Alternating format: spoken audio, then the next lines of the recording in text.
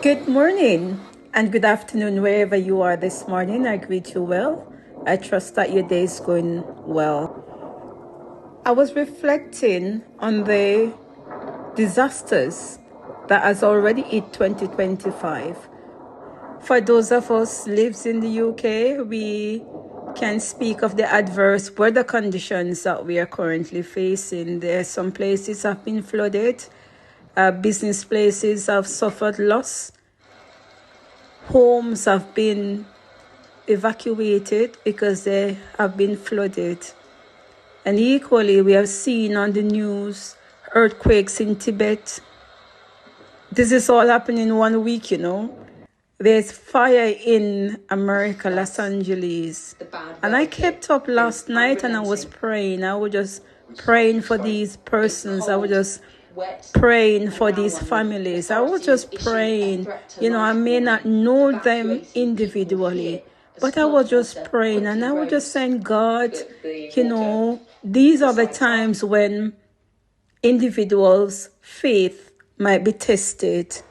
And the question that came to my mind is, where is God in midst of suffering and evil? And the problem of suffering and evil has been a challenge for many people for a long time. And I'm sure they would say that nobody understands or nobody understood their suffering. Nobody understood the terrible things that has been done to them. Evil and pain have two possible sources. There are bad things that people do to one another, which we call moral evil. And there's the natural disaster, the natural diseases, when there's no human being, there is no human hand in it. However, at the heart of our Christian faith, we know that there was a cross, that the Creator God, the Creator Jesus did not distance himself from experiencing human suffering. I can only conclude that the ways of God are far beyond our understanding. It's far beyond my understanding.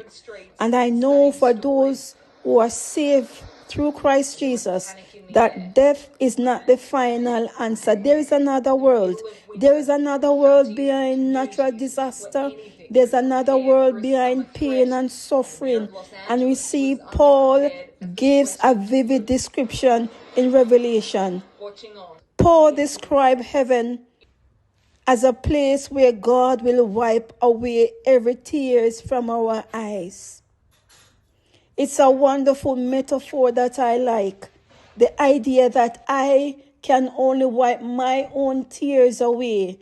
And if I try to wipe your tears away, chances are that I will hurt your eye, because the eyes are the very sensitive part of the body. And only Jesus. In 1 Peter 5, verse 7, it tells us that we are to cast all our cares upon him, for he cares for you. God cares for you. He cares for you in your suffering. He cares for you when you're in distress. He cares for you when you have lost all. He cares for you. And he will meet you at the point of your need. Jesus cares. Jesus cares when no one cares. He cares, I know he cares. His heart is touched with my grief. Yes, he cares, I know he cares. His heart is touched with my grief. The days are weary, the long nights dreary, I know my sin.